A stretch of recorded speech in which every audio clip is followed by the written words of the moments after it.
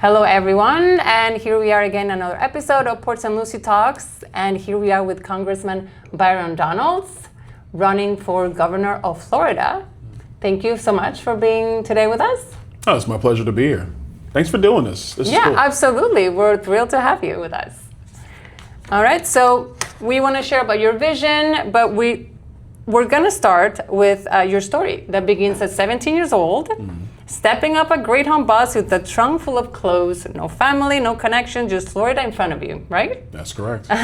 From there, you build a career, family with your beautiful wife, Erica, your three sons, Damon, Darren, and Mason, and now you're running to become governor of the state that gave you those opportunities. So with all that being said, that's about as real as a version of the American dream that anybody could ask for. So tell us your story in your own words. Why is now the right time, with everything you've built, to run for the highest office in Florida? Well, at first, I've lived in Florida 30 years now. I'm now 47. So when I moved here to go to college, didn't really have anything. It was just going to school. And I always thought I was going to move back to New York once I graduated from college. Took the long route. Took about 6 years for me to graduate college. Made a lot of mistakes early on in my college life. Had to smarten up, had to mature, really had to become the man that I felt that God had called me to be. And there was a lot of growing pains those early years. I went to FAMU for 3 years. Then I transferred to Florida State. They're both in Tallahassee, and I transferred to Florida State. And I graduated from Florida State with degrees in finance and marketing. My girlfriend at the time, she graduated with a degree in accounting. We graduated at the same time, and she had moved down to Bonita Springs where her mom was living. Her mom was working in real estate down in Southwest Florida. So I went down to visit, and this is right after 9/11, so the job market's terrible. I'm not quite sure where I was gonna go. I was still living in Tallahassee, still waiting tables. And then I went down to Naples, Florida and Bonita Springs to visit her. And I just saw a bunch of banks and brokerage houses. And I said, well, man, maybe if I come here, this might be a place to get started. So we got married. Our first son was on the way. She was working odd jobs on the weekend while being an accountant in her firm. I was still waiting tables when I first moved down to Naples, and I got a job as a teller in a community bank, still moving furniture, doing odd jobs on the weekend to just make as much money as you can. And, life just started. Career excelled. So worked through my career in banking and insurance and financial services over the next 17 years in Southwest Florida that I lived there, and we're just passionate about our church community. I was a coach. I coached a lot of sports, Pop Warner, youth rec league basketball. Very competitive person, and really enjoyed just being a mentor to kids. And with your three kids, I'm sure then you were really into sports then, like they are. We at all the practices, training them in the driveway, teaching my kids how to throw a baseball, how to shoot a basketball, how to catch a football. My kids all played sports when they were young. My 15-year-old still plays sports now. He's got football practice now. So it's out of my hands. He's got to be out in the field. But through all that time, I just was invested in my community. And then came politics. I got involved in politics around when I was about 30. In Southwest Florida. Got asked to run for Congress in 2012. I lost that race, but learned a lot. Got involved in the Tea Party movement through that entire process. Went to Tallahassee in 2016, got elected to the Florida House, served 4 years there. Then my congressional seat came open again, and I didn't want to run. I was actually going to pass on the whole deal. I was ready to go back to business because I had been in politics, and you had a taste of it. I had a taste of it, and I was like, well, I think I'm gonna go back to my company and really full time and be focused on my career, making money, doing all that stuff. And then I got a couple calls from people at home and some people who I've known in politics for a while, and they said, you should run for Congress. Like, we really need you to do this. And I said, well, you know what? I'll take a shot at it, and if it doesn't work out, I'm good because I already have. You already have something else. I already know what I'm going to go do. And this was COVID, so this is 2020. I'm running for Congress during COVID. Crazy race, but I won, and so then that's how I got to Capitol Hill. I think in terms of why run for governor now, like, we have the best state in America. And my career, 17 years in the business world, having really built the Florida dream for myself, like knowing all the hard work and the ups and downs that go with it in my personal life, but also having served in Tallahassee and in Washington, I'm uniquely positioned to lead Florida into the future. So when I started kind of looking at the governor's race, I said, well, you know, this might be something I would do, or I would just serve my time in Congress and just leave and put it on to somebody else. But the race came up, and it looked like it was the right opportunity to do it. So I decided, yeah, why not? Let's try to do this. It's actually worked out pretty well. And I think it is. I think it is so far. Well, thank you for sharing all those personal things. So President Trump has called you a truly great and powerful governor for Florida. Many candidates receive endorsements, as we all know, but not everyone receives a praise like that. So what do you think President Trump sees in you that led him to make that statement? He and I got a chance to really work together a lot during the last 3 years, but definitely when he was running for president from 2023 on through 2024. And we really developed a very good relationship. And I think what he saw in me is somebody who, if I say I'm gonna do something, I'm gonna do it. I'm not worried about what the press thinks. I'm not worried about what other people think. If I think it's the right decision, we're going to do that. And so I think he's really developed like kind of a confidence in me. When I was campaigning for him, like I'm really a no frills person. Like I don't need a lot of extra. I'll just come in, do what's necessary, make sure we get the mission accomplished, and then I'm on to the next thing. And I think that when we talked about running. It was late in 2024, and he asked me once, he goes, I hear people talking about you running for governor. And I said, I don't really know yet. And he actually joked, he goes, well, why don't you run for the Senate? And he said that? Yeah, he said it to me. And I said, no, I don't want to do that. And he goes, well, why not? And I said, because Senate leadership and I would probably not get along. Oh, wow. Because I want to get things done. I want stuff to be accomplished. And having served in the House of Representatives, it's very difficult if you can see what needs to be done and you just want to make sure that gets executed. It actually becomes very frustrating. I told my congressional district, I'll serve 10 years max when I won in 2020. I said, the most you'll get out of me is 10 years. After that, I'm leaving and it's time for somebody else. Because I do believe in term limits. I think you're supposed to go and do that for a while, and then you move on and you make room for the next person. But how it turned out was the president was like, okay, well, I'm running right now and I'm focused on my race, so let's be focused on the race. And I said, of course, I'm here to help you win. After the presidential election ended, obviously he won and he's back in the White House now. And we had that conversation off and on for a couple of months.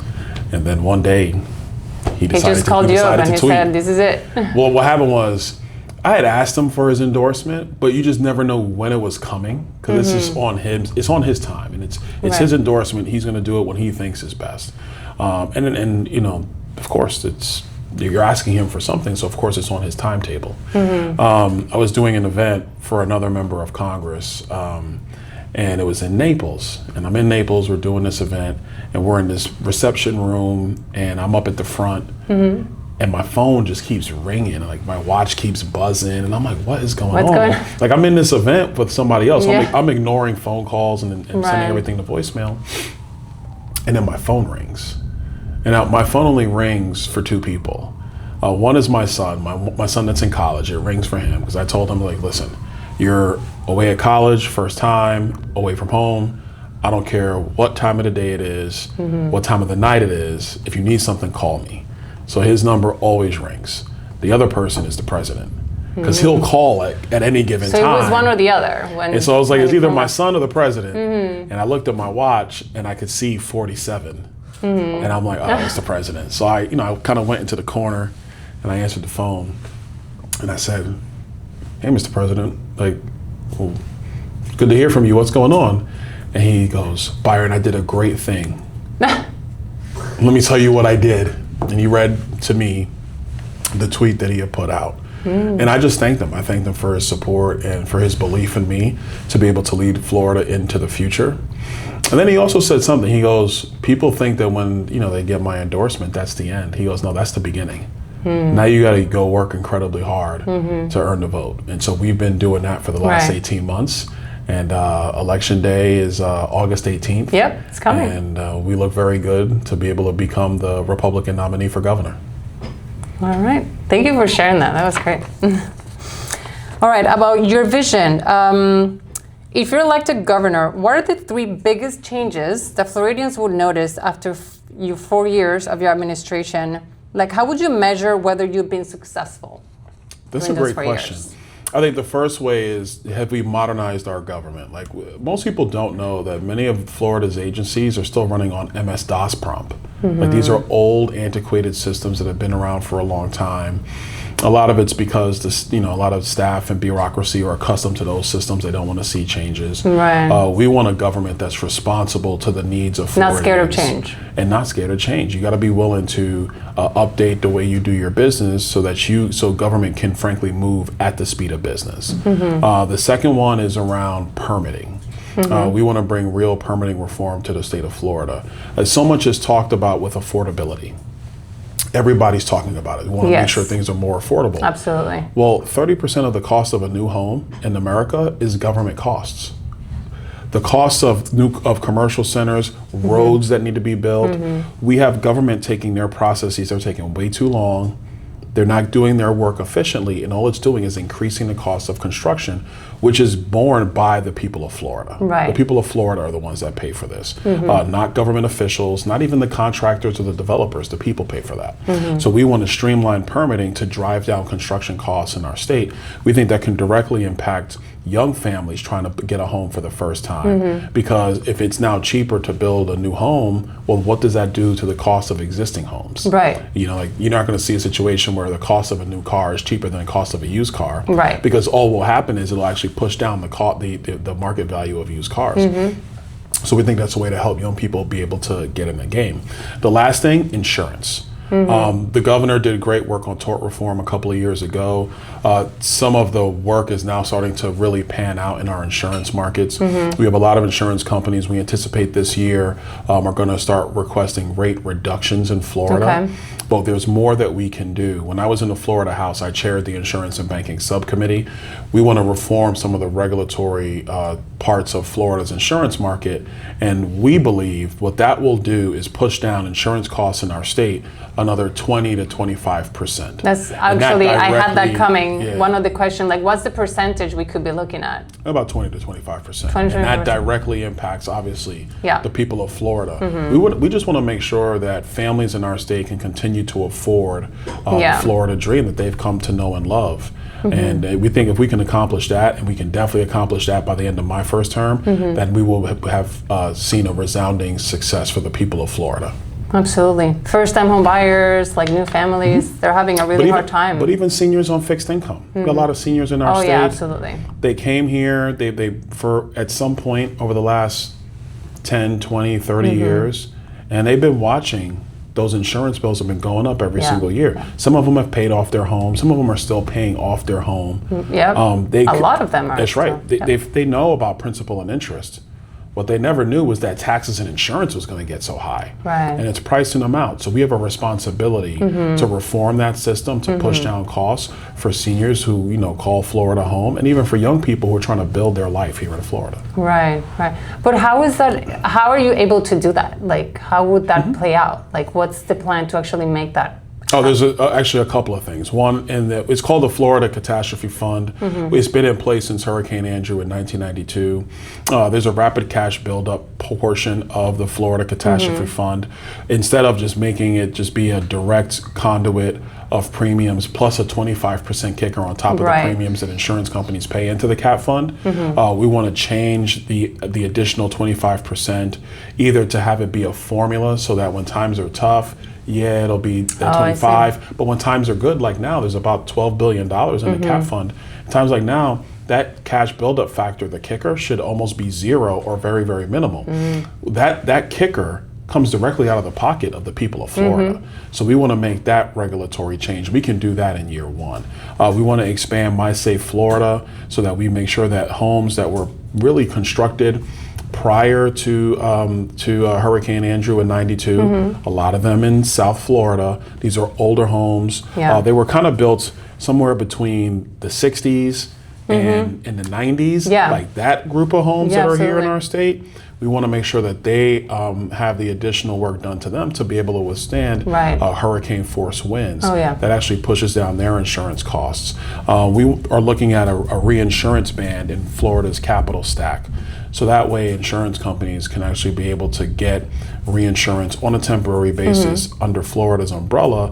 So if reinsurance rates on the open market are higher, that they have a place where they can get cheaper insurance, which directly impacts the bottom line for people. Because all those different things, what they do is they add to costs for Right. Floridians, and Yeah, we yeah. think those are just common sense reforms that are long overdue. And this is one of those things where it's really nobody's fault per se. When I wanted to make those changes at the time, insurance in Florida was relatively cheap. Right. I chaired this committee 8 years ago, so I wanted to do it then. But it just at the time It just didn't fit at that time. You could have done it, but nobody in Tallahassee was really looking for it because insurance costs were relatively cheap 8 Yeah. years ago in Florida. There wasn't a need like Right. it is now. Right, but there's we a can need say. today. So Yeah. we can hit the ground running next year as governor, get that work done. I've already been talking with members of the legislature about it. Like this is the stuff that we need to do because we have a responsibility to do everything we can to make sure Florida is affordable for the people of our state. Yeah, yeah, absolutely, absolutely. Jumping into Medicaid and healthcare, Florida remains one of the states that has no expanded Medicaid, so leaving many working Floridians in the coverage gap, let's say. So would you revisit the Medicaid expansion as governor? And if not, what is your plan for the people who remain without affordable health coverage?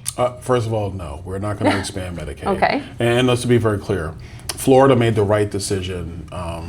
Right now, it's about 15 years ago Okay. when the Affordable Care Act, Obamacare, was passed. We did Right. the right thing by not expanding Medicaid. If we did, it would have blown a $2 billion hole in the state's budget today. Wow. $2 billion every single year. And that's money that couldn't go to Everglades restoration to make sure we're taking care of the freshwater resources of South Florida and many other things that the state of Florida is doing today. The biggest problem with the expansion of Medicaid is what you're doing is you are actually prioritizing able-bodied adults over pregnant moms, seniors who are poor, and children who are poor. The way it works is that those three groups of people, seniors, moms, poor children, they get a reimbursement from the federal government at about 56%. The state of Okay. Florida does. Okay. But with able-bodied adults, what happens is the federal government pays 90% of the costs. So the reason why Medicaid costs are out of control, not really so much in Florida, but around the country, is because the federal government is paying 90% of the cost for an able-bodied adult, while they're paying 55% of the cost for an elderly person who's poor, right. or a single mother who's poor, or a Right. child who's poor. It's just not right. So we don't believe that Medicaid expansion is the right way to go. I think for people who are in that coverage gap that you're talking about, we want to see a couple of things. Number one, we want to try to find ways to improve the insurance market, working with our colleagues at the federal level to open up some more private insurance for them, because private insurance is actually what those folks do need, not so much to be on Medicaid. That's number one. Number two, we want to pursue price transparency in Florida and transparency of the payment system in Florida. Absolutely. So we can have a more dynamic healthcare environment, actually understand what things cost, so we can stabilize the costs overall and push Right. those costs down. That's what we need to do. The third piece is going to be harder. And this is at the federal level. Obamacare doesn't work. It's never worked. And what we're seeing now in the Obamacare marketplace, premiums are higher, deductibles are higher, and to be honest, that's by design.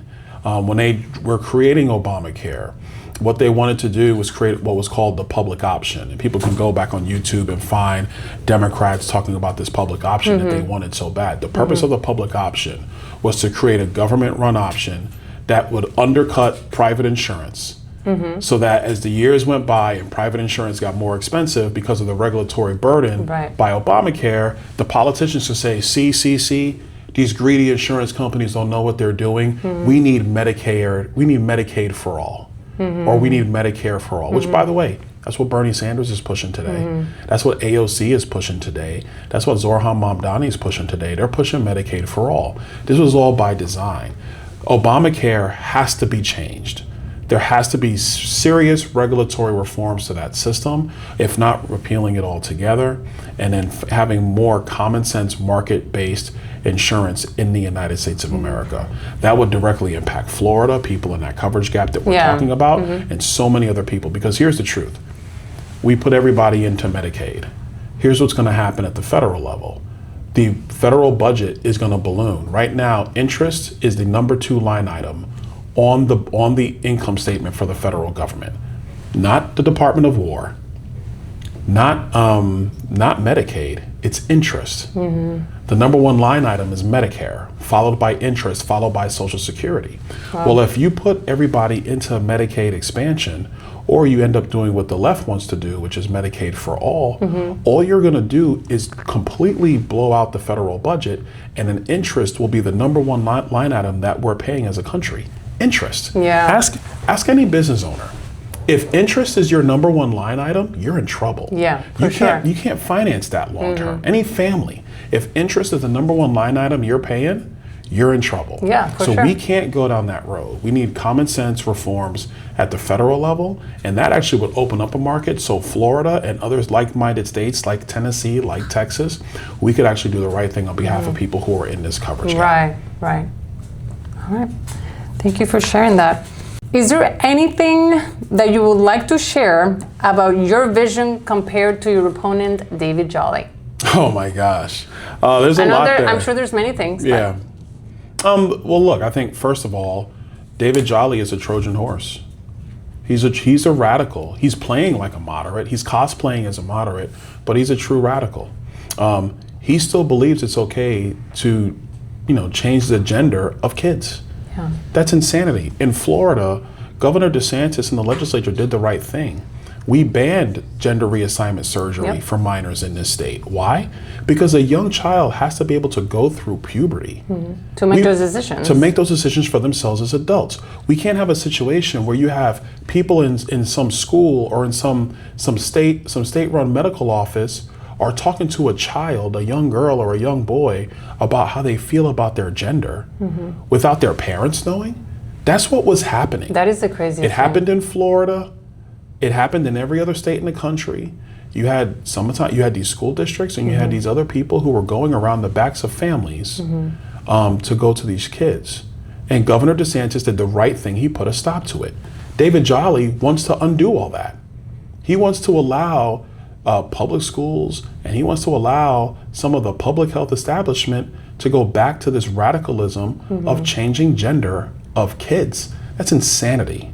The other thing we found out, the other day, Anthony Fauci was on Capitol Hill pleading the fifth 100 times. Right. Well, the video came out that David Jolly completely supported Anthony Fauci in his lockdown procedures.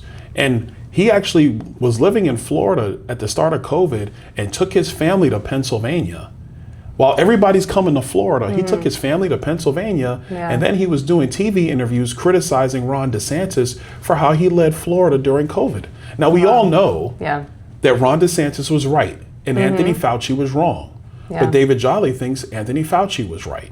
But this is what leadership is. You can't just sit behind and wait, let everybody else talk and make their decisions. And then when it finally looks like the coast is clear, then you come out with yours. Right. Can't do that. You have to be able to stand firmly, read the information, and make a decision. And sometimes, even in the heat of it, it's not going to be popular with everybody. But you got to make the right decision to lead your state. David Jolly's already proven on those 2 major issues that did impact young kids, impacted Florida, impacted the United States, that he sided with the radical left. So what would he do as governor? He would side with the radical left again. Florida is the state that people have gone to and have chosen to escape the insanity of New York, the insanity of Illinois, insanity of California. Why would we have somebody lead this state who thinks that's okay?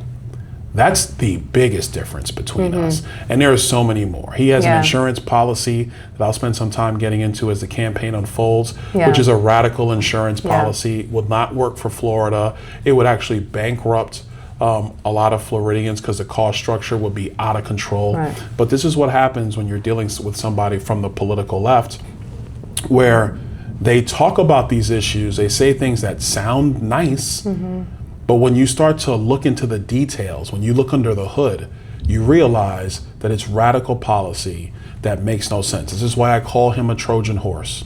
Because while he cosplays as a moderate, what he would do, he would open Florida up to the Democrat socialists, the Mamdani types, and the radical left. And that is not the Florida way. That's not what Florida is built on. We're a common sense conservative state. We're the best state in America for a reason. And it's because we did not follow the insanity of the left. All right. Well, thank you for sharing that. All right. A topic, actually, you were talking recently somewhere in Miami about this, about immigration and workforce. Yeah. So everybody knows Florida agriculture, hospitality, and construction industries really rely heavily on immigrant labor. So how do you enforce strict immigration laws while ensuring those industries continue to have the workforce they need to operate? Well, first things first, we have to make sure we follow the law. The reason we're in this position is, again, you had radical Democrats who opened up the borders of our country. I think everybody now is seeing like some of the social media clips of what's happening in Spain. And everybody's like, oh my gosh, look at these people just rushing into Spain. It looked like a movie, to be honest. Yeah, but that's reality. Yeah. And this is what the Democrats were doing here in America. Look, I've been to the southern border. 5 times I've been down there. And you know what I saw? What I saw was the drug cartels were sending 50 people over at a time, 75 people over at a time, and they were doing it on purpose to occupy our border agents, because Joe Biden and the Democrats, they said, oh, well, let's process these people. So here's how it worked. It became a shell game. If you send a group of 50 people to a border agent on our southern border, and now they're not patrolling and they're processing those 50 people, you know what happens? The drug cartels are running drugs. They're running fentanyl into our country. That's why fentanyl was the #1 killer for adults ages 18 to 45 in this country when Joe Biden was president. By the way, David Jolly said that Joe Biden was doing a great job. And he was terrible, a terrible president. But that being said, so when it comes to immigration now, we have to get control of our borders. Donald Trump has done that. But we also have to send a lot of these criminal illegal aliens. They got to go home. They cannot stay here. And to be honest, there are a lot of illegal aliens that have to go home as well. It was increasing the cost of housing in our country. It was increasing the cost of our health care in this country. Because if you have 10 million illegals in America, they don't have insurance, where are they going to get their health care? They're going to the emergency room. And you know who pays for that? Every single American pays for that. And it was ballooning the cost of this country. You can't have it. So when it comes to industry, I've told them, I've been very clear. We are going to follow the law in Florida. We have to have stability and sanity when it comes to immigration, which means, yes, a lot of people have to go home. If you have somebody who's coming in the right way, H-2A visas and some of the other visa programs that exist to help with farm labor and some other labor, okay, we understand that, we get that. But it has to be legally. And I've been very clear with business owners up and down our state. It has to be legally, it has to follow the law. We are not going to have this situation where the pendulum just swings back and forth depending on who's in the White House. Because what it does is it frustrates the American people. It upsets our economies. You don't have stability like that. And for any business owner, they know the #1 thing they want is stability and certainty. But you can't have stability and certainty when you just throw the borders open. Things change all the time. Can't do that. There has to be a standard. The standard is federal law today. Florida will follow the law. We will work with the administration to do that. We have one of the largest veteran populations in America. What's one specific promise made to Floridian veterans that you believe still hasn't been fulfilled? And what would you fix during your first year as governor? Well, we've actually maintained all our promises to our veterans. We've done a great job with that. We are the most veteran-friendly state in all of America. And again, you have to commend Governor DeSantis. He's led on this. The members of the legislature, even my time there, former Governor Rick Scott, he led on this as well. We've always been a veteran-friendly state. We're going to continue. The thing we need to start figuring out is mental health. We do struggle in Florida with respect to providing resources to mental health. And it's for veterans who have now called Florida home. It's also for people who are in our streets who are homeless, and some of them who are in our county jails. And then the last piece of that is our first responders.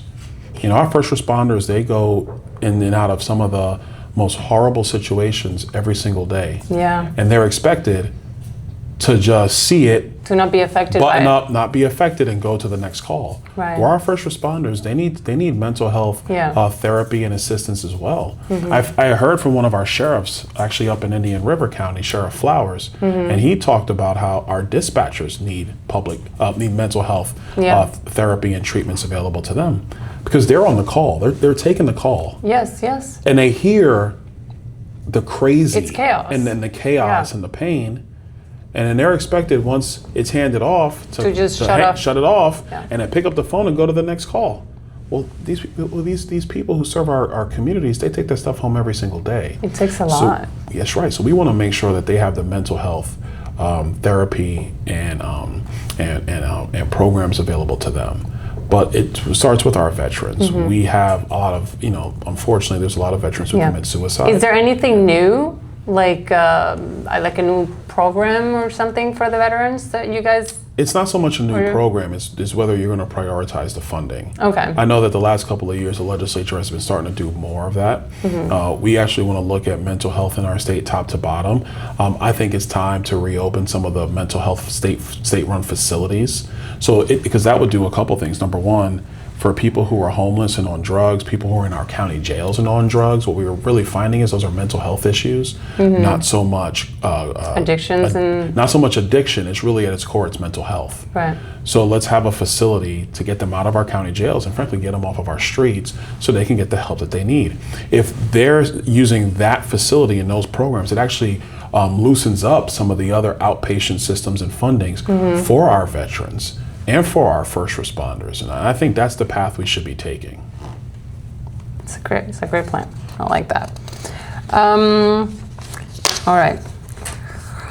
Very popular topic, property taxes. You support eliminating property taxes on primary residence. I do. We're correct, right? I do. Can you explain exactly how that would work? Like, what will replace that revenue? Oh, you can start. Great question. So first, a couple things. One, property taxes have doubled in the state of Florida the last 6 years. The last 6. A lot of that is because property values increased rapidly because people were buying homes sight unseen. Correct. Because of people moving here. Yeah, absolutely. Because of how Governor DeSantis managed the state during COVID. Yeah. All right. Well, local governments were still providing their resources before that. What has happened is they've increased their budgets to match the amount of tax revenue coming in. And then when people are saying, oh, wait a minute, now my taxes are too high, couple that with my insurance prices being too high, that's one of the core pieces of affordability affecting our state. Yeah, absolutely. So the reason why I support it is because people need a relief. They need a break. We can't just be never-ending piggy banks to local government. That's number one. Number two, how do you pay for it? I believe that we should continue doing all the DOGE efforts for local government and quite frankly for state agencies as well. Everybody needs to be DOGed. Everybody needs to be examined. You can't have a situation where budgets are just increasing year over year over year with no real care or concern of what we're spending money on, how we're spending it, because at the end of the day, I'm running for governor. It's not my money. It's your money. It belongs to the people of Florida. So we have a responsibility to have restraint in our budgets and to be mindful about what we're paying for. The third thing, and here's where this specific property tax amendment comes in. Whether it passes or fails, if it passes, we're going to do the implementing language. If it doesn't pass, and frankly, even if it does pass, next year we're going to sit the Tax and Budget Reform Commission. This is actually in Florida's Constitution. Its purpose is to modernize Florida's tax system and to look at the budgetary process throughout all of Florida to make sure that we are having what we need to provide the key services to our state. We're going to use that commission to do a full review of all taxes and fees. We're going to have a goal of repealing homestead property taxes and trying to find ways to make all the money come together and work so you can still have police and fire, road maintenance. That was my next question because it's a topic very, very popular in our page in Port St. Lucie Talks with people very concerned, like, are they going to cut funding for police, fire, like all these things? In the amendment's very clear that the first dollars that come in have to go towards public safety. That's in the amendment right now. I know there are communities who are still very concerned because they're saying, oh, this is a major cut that we didn't plan for. I always tell these local governments, you should have planned for making sure you kept your property taxes stable and not letting those tax collections go up on the backs of your people. That's your responsibility. The response now is people need relief. What we're also going to do under the Tax and Budget Reform Commission is that we're going to be working with county governments and city governments to make sure that whatever changes we make that meets the goals that we want. Like, I want a full elimination of homestead property taxes. If we can't get there, I at least want to see seniors on fixed income and working families get real relief. Right. Let's try to get them off the rolls altogether so that they have a chance to to stabilize their lifestyles, and then everybody else will just have to pay into the system, and that's fine. Right. We also want to try to find ways to bring the 140 million tourists into that system. Right now, our tourists pay sales tax and they might pay bed tax, but they're not helping to pay for the local sheriff or the local fire department. If a tourist, gets drunk at a bar and the police get called, who pays for that? Right. You pay for that. Right. Not the tourists. You pay. So we have to look at that system to find ways to have those tourists come in to pay for that as well. So there's ways that we can do it to make it all come together and work. I think the amendment is step one, but there's a lot more work we're going to have to do on this. So it starts at 150,000 for next year, and then it goes up to 250. And it goes to 250 the next year. And that's the plan for now. That's the start. That's what the governor and the legislature were able to get to the ballot. Look, at first it has to pass. If it passes, then everybody's going to have to live under that system. The large counties, they're going to find a way to make the money work. They are. Right. Some of them are already going through different alternatives right now. My biggest concern are the fiscally constrained counties in Florida. They already are at the top level when it comes to their millage rate. They don't really have a large tax base, so they would probably have to come to state government to get resources from general revenue to make their budgets work. And we're going to meet them and make sure that happens for them. But that it's possible. For fiscally constrained counties, will, it's very possible for fiscally constrained counties. And what we want to see for those counties is let's create a funding formula so they know exactly what to anticipate year after year as they're doing their budgets. Yeah. What I don't really want to see is a lot of, especially these rural counties, these fiscally constrained counties, I don't want them hiring lobbyists to come, quite frankly, and lobby the legislature or lobby me as governor so they can figure out how much money they can get. No, let's set up a funding formula. We actually have several of them that operate in the state today. Set that up so that way they know what's coming. And that way we're not playing this game with the lobby corps and, well, this county was a good county this year. And to be honest, who would want them to lobby more than anybody is me.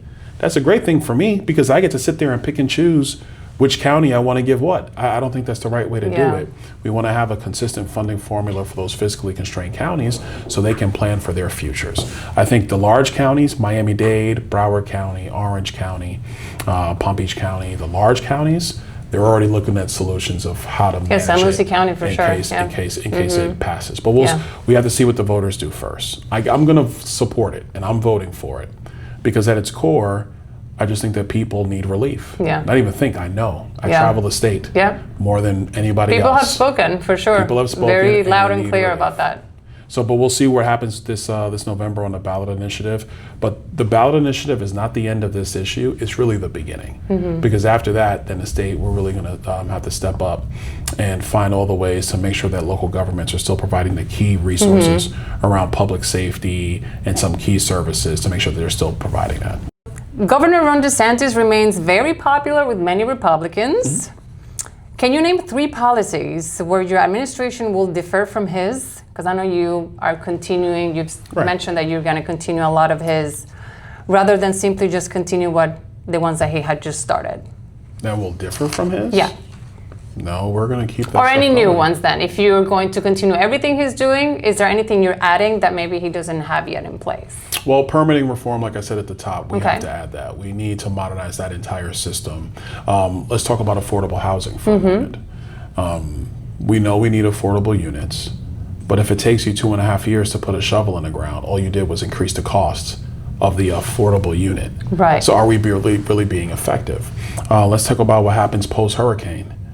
If somebody's trying to rebuild their home and it takes them 8-9 months to get the permit for a house that they already own, a house that was already permitted by local government, that doesn't make any sense. So our rule is going to be, as long as you're not having to change the Change home what was there. because Correct. of FEMA's 50% rule. Right. As long as if you're just rebuilding what you had, your permit's automatic. Yeah. Why do you have That's to come great. to government to get a permit for something you already had? That doesn't make any sense. Yeah. Permit's automatic. Just here you go.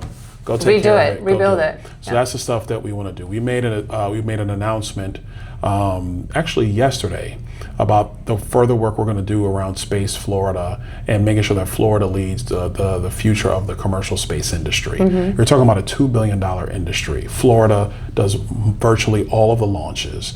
That the future of the space economy needs to be headquartered in Florida. So some of the permitting stuff that I was just talking about will also apply to the space economy.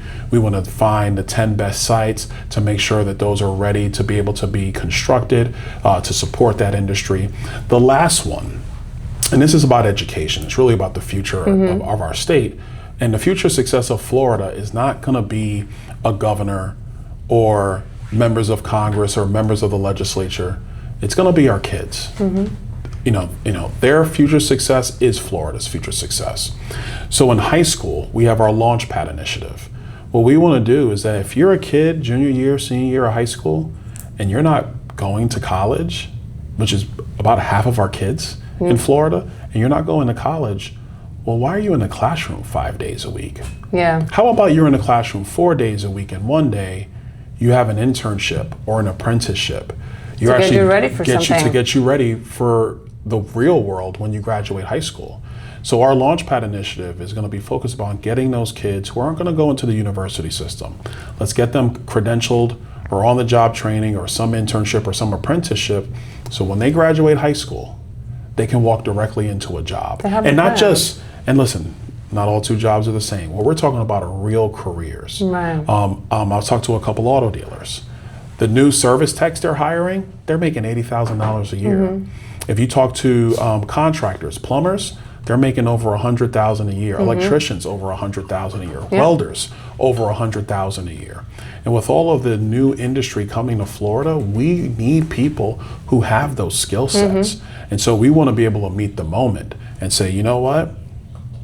You're not going to college. I'm a Florida State grad. If you're not going to the University of Miami or FAU or FSU or UF, well, let's make sure you get partnered up with a local business and you get a real skill set so you could put food on the table too. Right. All right. So back to President Donald Trump. He endorsed you pretty early, and you've been one of his strongest supporters. Yes. Can you name one issue where if Florida's interests conflicted with his position, you would choose Florida instead? Actually, this just happened. Obviously, everybody's talking about AI. Right. It's a big topic of conversation. Yes. The president and his team, they were really moving to have a federal rule on AI, federal regulation. And I disagree. I just don't see, number one, how you get it through Congress, because Congress is highly dysfunctional. And some of the people you'd have to negotiate with in Congress, quite frankly, are crazy, and they don't use common sense. We see it all the time on Capitol Hill. But number two, I think when it comes to AI regulation, Florida should lead. I think when it comes to technology, Florida should lead. What's happened in our country the last 50 years is that California would come out with some policy and some rule, and that would shape industries because California would come out with it or New York would come out with it. And my attitude is no, Florida should lead. We're the third largest state in America, but to be brutally honest with you, we're the most important state in America. So we should lead when it comes to AI and have Texas follow our lead. If Florida and Texas are on the same page, well, that matters more, especially with where the economy is going in our country, where more economic growth is coming out of Florida and Texas. We're the number 14 economy in the world in Florida. We're on our way to being number 10, so we should lead in this endeavor. So that's where we've had a disagreement. It's not it's not one of those nasty, oh my gosh, he called him out on Twitter, nothing like that. That's all circus stuff. That's all political games. But if you're going to talk about where that regulation should come from, I think it should come from the state level. Number one, protecting our kids. We want to make sure that we don't have children just exposed to chatbots. We've seen some of the dangers around that, and it's not healthy. Two, parental involvement. Parents should be able to see exactly what's going on in AI with their children. The third one that I think is really important, name, image, and likeness. Everybody has seen the videos all over X or Instagram or Facebook. And I mean, look, I'm running for governor, so there's a ton of AI videos about me right now, and I'm running for public office, so it kind of goes with the territory. But if you're not doing that, your name and your image shouldn't be destroyed just because somebody wanted to play games with ChatGPT or Gemini or Grok or any one of these tools. So I think those are some of the common sense regulations we need, and Florida should get that done immediately. And there's some parts of the AI industry now who are saying, you know what? We don't see how the feds are ever going to get this done. Yes, please, will a state lead and start working and have model legislation so that you can start to get a coalition of states who are saying, here are some of the bedrock regulations for AI to help shape that industry while making sure this industry can still grow. Running Florida means managing one of the largest state governments in the country. Yes. What experience best prepares you to lead an organization of that size, and why should voters believe you're ready on day one? This is a great question. First of all, like I said at the top, I'm the only person running for governor that's actually worked in the private sector. I started at the bottom, rose really quickly through the management ranks. I've hired people. Unfortunately, I've had to fire people. In various departments that I've run, you've had to be able to set a mission and be able to achieve that mission, because I had bosses. And if I didn't get the job done, then I would be out of a job. Right. And so I think that skill set of having started at the bottom in your career and working your way up actually does prepare you. I think the other piece is my time in the State House and my time in Congress. I'd be the first governor, I think maybe in 40 years in Florida, that's actually served in the state legislature, that knows how the legislative process works in Tallahassee and in Washington.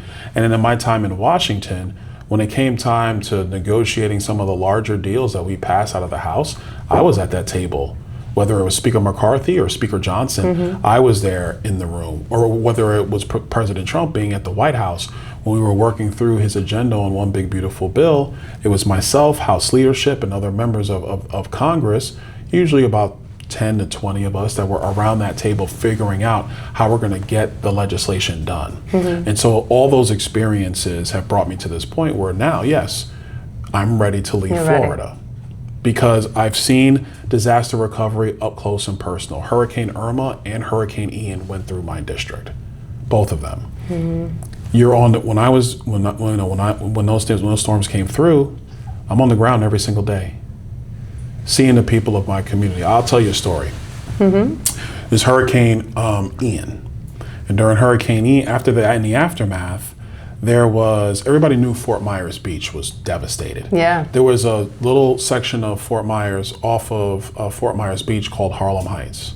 Harlem Heights is kind of low-lying area. You had low rent apartments, entry-level housing, some mobile home parks. It was all in Harlem Heights. It was devastated. Down the street, one of the main streets, was a food pantry. Food pantry was out of power.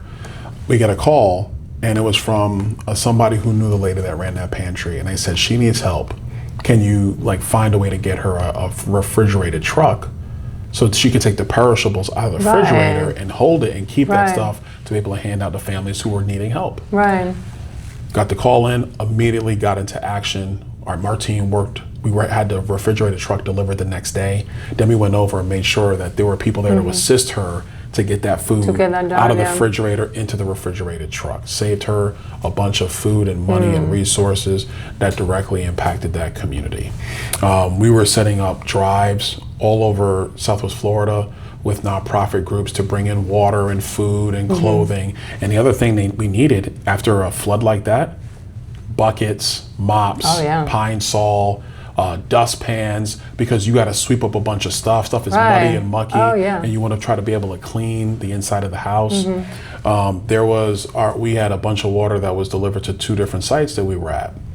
Well, our main local hospital, Lee Health, called me, and they said, "Is there any way you can get us water? Because our water main is not back." Yes, the water main had not gotten back on. Southwest Florida was devastated. Wow, no, it was really bad. The water main hadn't gotten back on yet. Is there any way you can get us water? So you're just there, you just got to hop into action.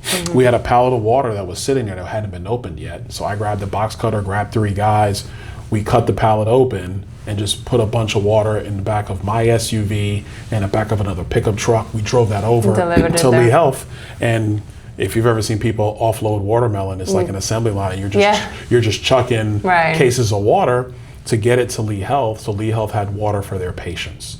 That's the kind of stuff that you do during a disaster. So we've done that stuff time and time again. So when it comes to leading a state, especially through disaster time, every second is precious. What Governor DeSantis has done, and quite frankly what Governor Scott did before Governor DeSantis, is that Florida has a disaster management playbook.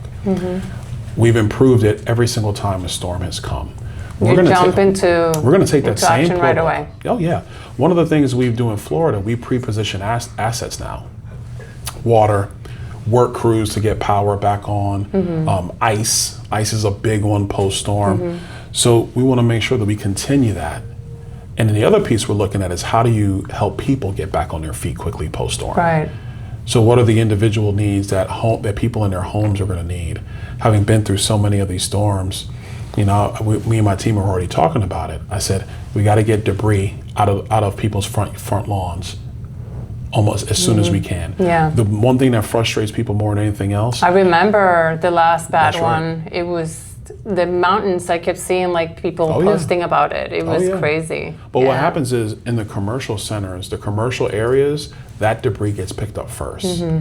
And then people are told, oh, well, the debris will come when waste management restarts or whoever the garbage provider is, and they'll come by and pick up your debris. That could be 2 weeks later. Right. So how do we change those contracts to get debris from individuals picked up when the commercial centers get picked up?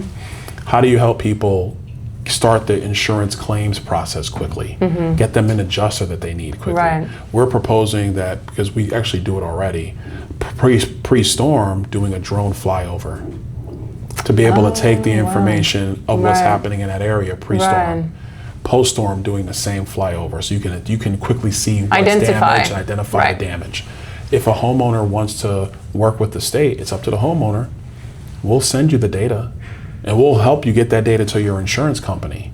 Because the quicker you can get the adjustment process started and the claims process started, the quicker you're back in your home. That's some of the things that we want to add to the future. So in terms of, am I ready to leave Florida? The answer is yes. All right, so we're moving on to the Treasure Coast, San Lucie County concerns, etc. Since, we are Port San Lucie Talks, so most of our audience is from there. So over the past years, there have been proposals, for large AI data centers on the Treasure Coast. They did not move forward, but the land is still there and the projects can come back. Under the new state law, the zoning decisions stay with local government, but the water permits run through the state, through DEP and the water management districts, which a governor controls. So if a project like that comes back to the Treasure Coast, what would your administration do about that? Oh, we are going to make sure, first, the law that's on the books, Governor DeSantis just signed that. We're going to keep that law in place. We're going to make sure that we protect the freshwater resources of Floridians. That is number one. If we don't, and this is bigger than just AI data centers, we have to make sure we have fresh water for people for the next 30 years. And Florida's population continues to grow. So the way my administration is going to plan, we're going to plan for fresh water as if Florida has 30 million people by 2040. That is the strategy we need to have as for our state. With respect to data centers, number one, we want to make sure that they get that consumptive use permit, and we're going to hold them to the same standards we hold golf courses to. The same standards that we hold communities, because every gated community plan unit development, they have to get a consumptive use permit too. So we're going to hold them to the same standards. The other thing we want to see is a closed loop filtration system on the site of the hyperscaler, the data center, if it gets constructed. Now, for people who are like, well, what's that mean? Well, a closed loop filtration system, think about your pool or think about your car radiator. You take water once, and then the system recycles and cleans that water so it can be reused time and time again. So like with people's pools, you basically fill your pool on that one day and you see it in your water bill that month, But then what happens with your pool pump and your cleaning and your filtration system on the pool, all you're doing is recycling that same water. Correct. You might take some new water because of evaporation, but it's very minimal compared to what it took you to fill the pool the first time. Right. We want that same level of technology on a hyperscale data center to protect Florida's water. When it comes to power, the law is that your utility bills cannot go up for a hyperscale data center. We will keep that law on the books. Your utility rates in Florida are not going to go up because of a hyperscale data center. Those companies will pay for the power themselves. That doesn't have to be on the backs of Floridians. The other piece that we want to look at is proximity. I mean, nobody wants one next to their home. And so we want to make sure that's a huge topic. It's a huge topic, of course. Like, I don't want it next to my house. People don't want it next to their house. So let's just make sure they're away from people's homes. That's common sense, and we can get that done. So I think that's the way we balance data center construction with the protections that Floridians need. I think it's also important for people to know the reason why all these data centers are talked about all the time in terms of being constructed is because Americans and America's companies are using more AI and more compute power every single day. Yeah. We were talking about the AI videos earlier. Yeah. Well, that just doesn't happen on your phone or on your computer. Yeah, it comes from... That's happening in a data center. Even I think everybody will remember the commercials about the cloud.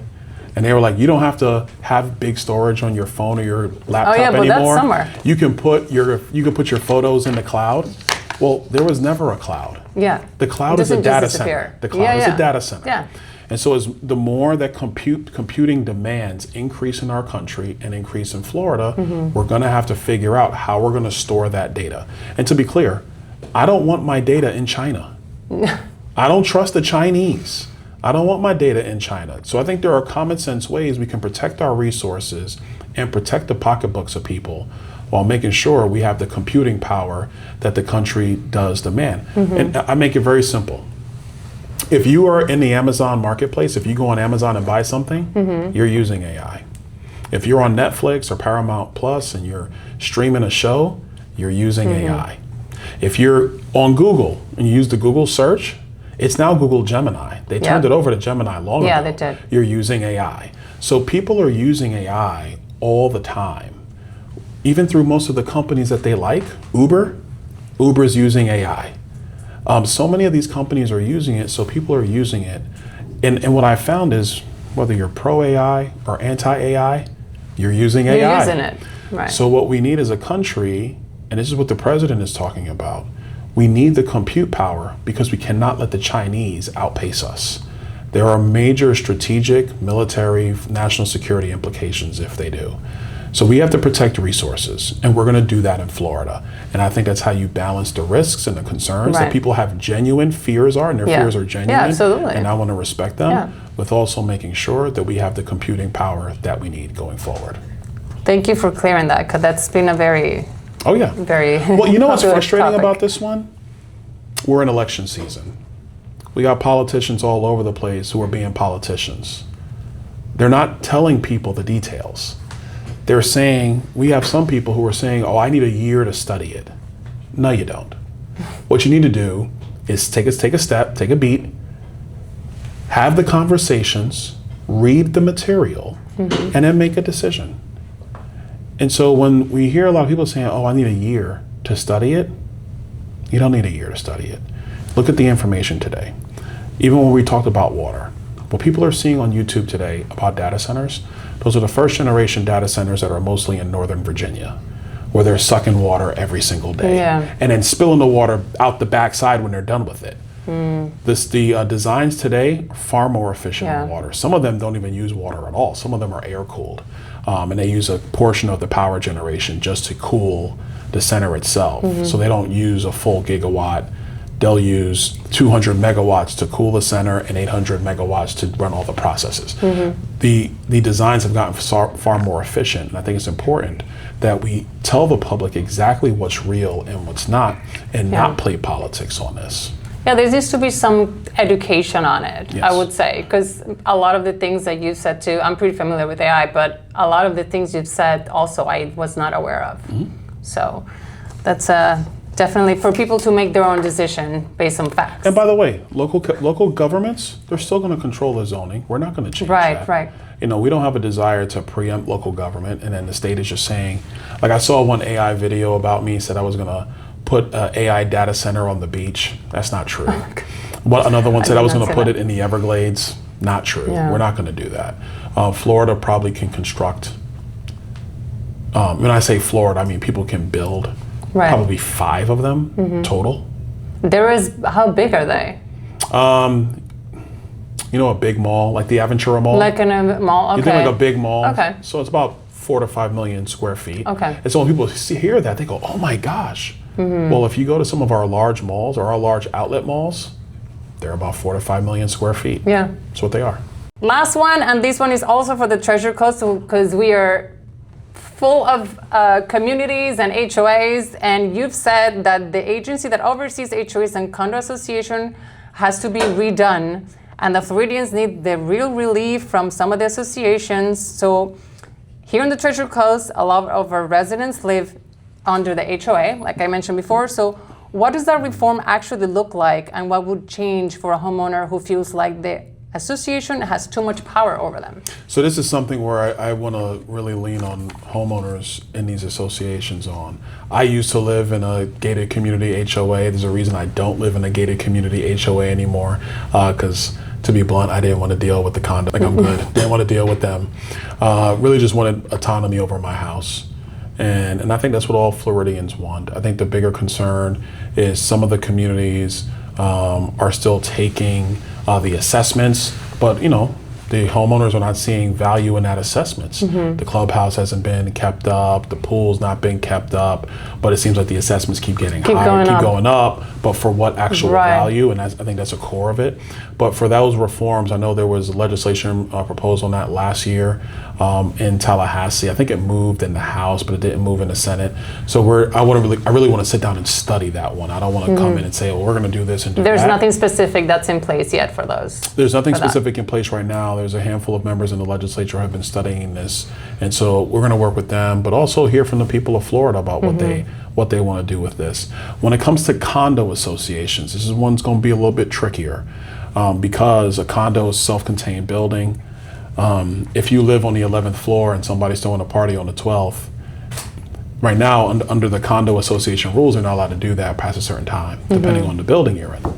Well, if there are no rules, but we're all in the same building, and you go upstairs to the 12th floor, well, if that person just wants to be a jerk, there's really no ability for you to do anything. So what are you now going to do? You're going to go into small claims court and sue the person that lives above you? Like, there's some of these things, when you get to common area, maintenance, the elevators, the lobby, there is some stuff that we're going to have to work through, which is why I have nothing prescriptive on it, but we want to make sure we're doing the right reforms in HOA law so people have more autonomy in their home. It's still their home.